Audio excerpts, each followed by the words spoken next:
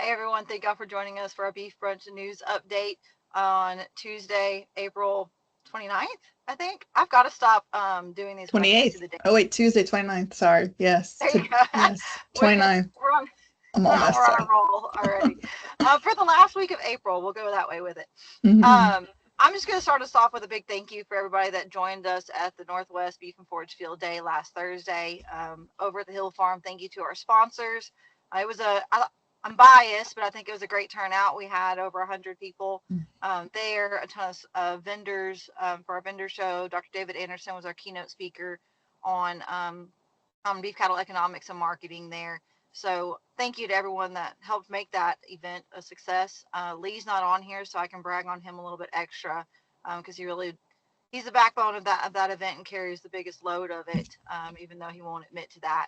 And then our crew there at the Hill Farm that does all the behind the scenes work to make that happen. So just wanted to give that shout Mhm. out as we got started before I forgot. And now I will turn it over to Brittany. Okay. Thanks. Sorry. I know we record these on Monday, so I looked at today's date and I was like, no, it's the 28th. But then I said, oh, she said for Tuesday. So sorry about that. Um, but hello everyone. I know I wasn't on our last meeting, so I was saying I feel like I haven't seen my friends here in about a month because I was heading back from Oklahoma when we recorded this 2 weeks ago. But I am back in the office this week and glad to be here. Um, just a few things. I know I was out of town for a little bit last week as well, but just when I got back on Sunday, I did notice that my yard was still wet. So which meant we got a decent amount of rain that passed through last week. I know that was kind of scattered during the week and whatnot. So it looks like that, probably soaked into the ground, which before that we were kind of under a bit of a dry spell. I believe we hadn't gotten rain since the beginning of April, at least in my area here in the central part of the state. So it was good, some much needed rain, and we're finally seeing these warmer temperatures, and it looks like they are here to stay. There shouldn't be another fake spring like we had maybe previously. Looks like we are pretty, seeing well into the 80s this week and going forward. Um, as far as just different things that I've been working on here, I've gotten some calls just related to sometimes it may be what's the best option for some weed control options. Testing for soil samples to figure out what the fertilizer needs are. Just as we get into this warm season, growing season for our warm season grasses and whatnot, as well as still doing some forage testing as well. So just keep in mind, again, these are services that we offer that we can help you with. And you don't even have to pay us, which is nice for you. So it's part of our job is to serve our clientele and to serve the farmers and ranchers in the area, and we can help y'all with whatever you need. One of the things that we do in extension, just so we can plan our programming and our events and whatnot for you all, we do an advisory process. And a couple of things that came out in my advisory process this year, and just from talking to different cattle producers in the area, I have planned a meeting with the St. Landry Parish Cattlemen's Association that we will be having Thursday, May 22nd at 6 p.m. That will take place at Dominique Stockyard. It's a free, meeting. Anyone can attend. We do have a meal that will be provided that evening. And then some of the topics that we're going to cover, we're just going to talk about using carcass ultrasound data in making some decisions, using growth implants within grazing systems, talking about some fly control, as well as some new herbicide products that are on the market for pastures. So if you are interested in attending, you don't have to be a member of the Cattlemen's Association. If you're from a neighboring parish, you're welcome to attend as well. I'll have Ashley put the description and the RSVP information in the description of the video that y'all are watching. But we will RSVP just May 20th, just to get a good count for the meal that we'll be providing. And I'm looking forward to that meeting as well. And I hope we get a good turnout. So please spread the word. And I'll be posting the flyer for that on Facebook as well as some around the Opelousas area. So with that, I will go ahead and turn it over to Tripp. All right, guys. With Lee not being here today I'm going to be giving y'all the whole North Louisiana update. Lee gave me a few notes about what all is going on in the Northwest region, along with his market report. So as soon as we get through the Northeast region, we'll jump into that, and I'll see if I can do it justice. See, trying to do the market report behind Lee always kind of makes me a little bit nervous because that's some big shoes to fill because he goes through it like a professional market reporter. But we'll fumble our way through it, and hopefully we'll have him back next time to get us back on track. So range conditions across northeast Louisiana vary pretty widely, just depending on where you are in the region. The northern portion of the region above I-20 experienced less than an inch of rain, an inch to 7/10 of rain out of that system that we got last Wednesday and last Friday. Whereas if you move to the southern portion of the region, those guys experienced upwards of 5 inches out of that storm system. Matter of fact, I was in central Franklin Parish last Friday, and I had to reroute a few different times to make it to the ranch because there was water over the roads. It was water standing just about everywhere you looked. And whenever we got out in the pasture, kind of on the ridge portions of the ground, it was in okay shape, but the low-lying areas had a slick of water standing over them. And that does, it kind of gets into your pasture acreages. Whenever you have the low-lying areas got slick of water on them, those areas are not usable. Cows need to be kept out of them. This water is also, the Washita River's up pretty high right now. Right now, the river's at 37.5 feet. And once the river kind of crests above 34 feet, it starts causing our producers that ranch along the Washita River some problems with backwater. So we've got a good bit of hay ground in Washita and Union Parish that are underwater with backwater right now due to the Washita River. Those guys are used to dealing with that every spring. It's pretty common stuff, but I know they'd rather go ahead and get that water off of there. That way they can get their hay ground dried out and ready for production. Because I don't care what kind of hay equipment you got, it's tough to cut that grass when it's underwater.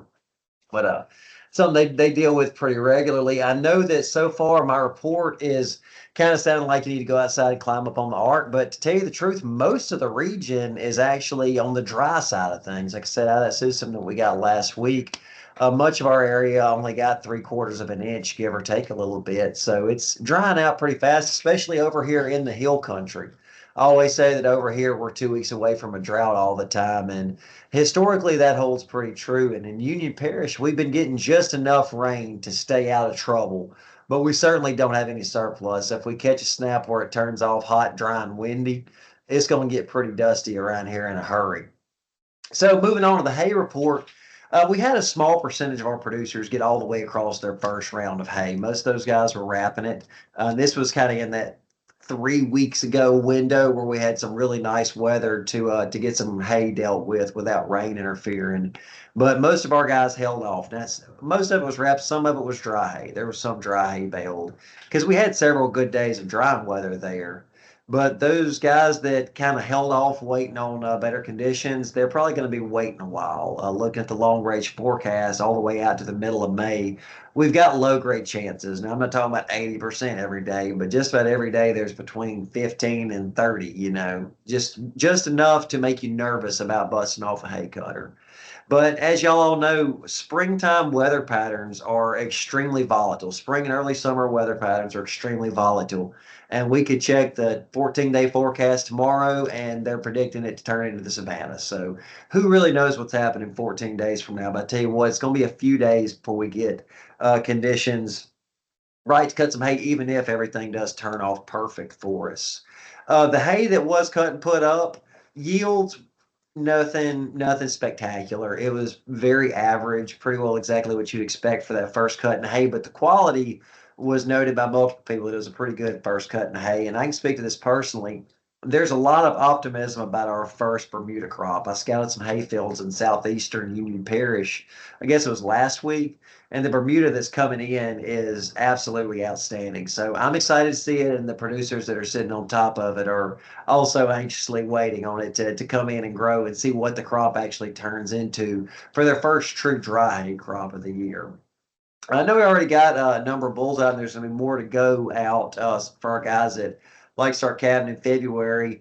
One thing I wanted to make note about is it's time of the year to start paying attention to temperatures. Brittany alluded to this already. But for instance, today was 87 degrees with 50% humidity, and that doesn't sound bad for me and you hanging out outside. It's not terrible, but whenever you think about it through the context of our beef cattle temperature humidity index, 87 degrees with 50% humidity's got us right in the edge of the danger zone. So we have gotten into the time of year where we need to be paying attention to these temperature indexes and choosing our times to work cattle at the coolest part of the day. Because if we're already starting to be in the edge of that danger zone, that's pretty well where we're about to be until next November, give or take a little bit. And like I said a minute ago, be paying attention to your bulls that are in the pasture, because whenever it starts getting hot and them boys are working hard, they can melt on you in a hurry. One last note before I move on to Lee's report. We are already in the battle with horn flies in Louisiana, and we'll be fighting them again until next fall, next winter. We're going to talk about this just about every week from now till the problem alleviates itself in winter. But make sure that you have a plan in place. Every year, horn flies cost Louisiana producers millions of dollars due to decreased gains, loss of gains, general decreased herd performance. Make sure you have a plan for how you're going to combat that, because 250 flies on an animal is a threshold, and it takes about enough flies to cover a pipeline. And as y'all know, that's not a lot of flies. But that's our economic treatment level, is 250 flies on an animal. Work with your local extension agent or any one of us. We're more than happy to help you come up with a plan to deal with horn flies. There's a lot of different options for you. Just the biggest thing I want to make a note of, and we'll be making notes of all summer long, is make sure you're rotating chemical classes, not just rotating chemical names. Make sure you're truly rotating chemical classes, because you might think you swapped chemicals and you just went from a pyrethroid to a different pyrethroid. Make sure that you're going from one chemical class truly to another chemical class. And that's what we're here for. We're more than happy to help you with that.